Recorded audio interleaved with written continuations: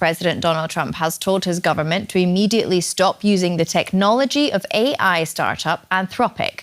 The company is in a dispute with the Pentagon over a request by the US Defense Department to have unrestricted military use of its technology. Anthropic CEO refused the request due to concerns it could be used for mass surveillance or in fully autonomous weapons. The Pentagon responded with an ultimatum for Modi to change his mind or face consequences that include the termination of Anthropic's defense contract. Well, for analysis on this, I'm joined now by Lindsay Gorman, Managing Director of German Marshall Fund's Technology Programme. It's great to have you with us on DW, Lindsay.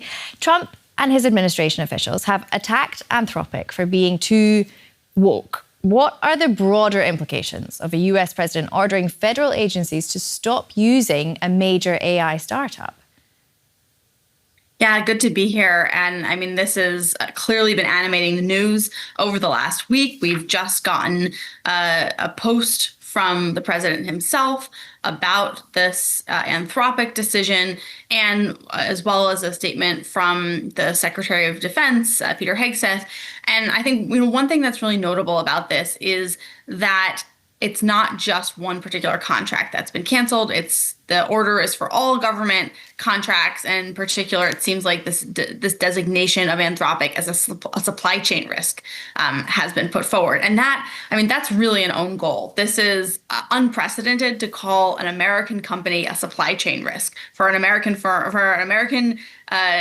company to get this label from its own Defense Department. This is usually the kind of designation we would put on companies like Huawei from China or Russian companies, where we're worried about espionage, we're worried about cybersecurity, we're worried that our adversaries might steal our war plans, that sort of thing. So I think it's going to have a chilling effect on the business environment when it comes to working with the Pentagon. We've also seen commentary from Sam Altman at OpenAI about generally agreeing with some of these safety guardrails, and also raise questions about how we govern AI now. Yeah, exactly. So how do you think governments should balance national security priorities with the ethical commitments of AI developers? Absolutely. I think that, look, ultimately, these contract negotiations aren't the right fora to be talking about these really salient issues about, how we constrain, how we put guardrails. At the end of the day, what Anthropic was advocating for in this dispute are things that I think most Americans and most global citizens even would hold on to. I don't think these were some woke guardrails to say no mass surveillance domestically and no fully autonomous weapons. And these are sort of the basics of responsible use. But the bottom line is that there aren't enough legislative guardrails. There aren't enough binds, I think, when it comes to these very basics of how AI is used. And so that's why we're seeing this play out in contract negotiations and contract discussions. Ultimately, it really shouldn't be the AI companies, the ones that are really enforcing these things that are quite vital to democratic societies. We need to do better in terms of public conversation, public discussion with lawmakers, with an open conversation. So do you think then that this signals a shift in how the US government might regulate or control the use of AI, especially in defense contexts? Well, look, the Pentagon, for all of this rhetoric, for all of these actions that I think have gotten quite out of hand, it's not unreasonable for the Pentagon to want to be able to use a technology in any lawful way.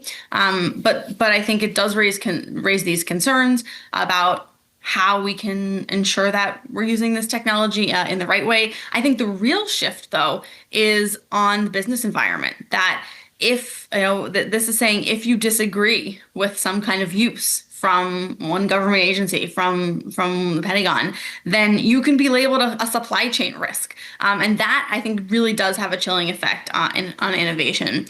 The other aspect of this is that there's a risk, I think, that now companies that are committed to AI safety, as Anthropic is, it's always been part of its founding mission, may not be able to keep up in terms of the pace. If there's another competitor out there that's willing to build a model that will do whatever a government wants, whether it's the US government, whether it's a foreign government, then it's going to be very hard for AI safety companies or companies that want to act in the public interest, put these responsible guardrails on to keep winning contracts. So I think that's really the shift that we're seeing here is, can safety-oriented companies actually compete? And what does that mean for their business? If, is this going to devolve into a race to the bottom where anyone who's just willing to sign up to anything will end up getting the deal? Yes, it will be very interesting to see how that pans out. Lindsay Graham from the German Marshall Fund's Technology Programme, thank you so much for all your analysis here on DW. Thanks for having me.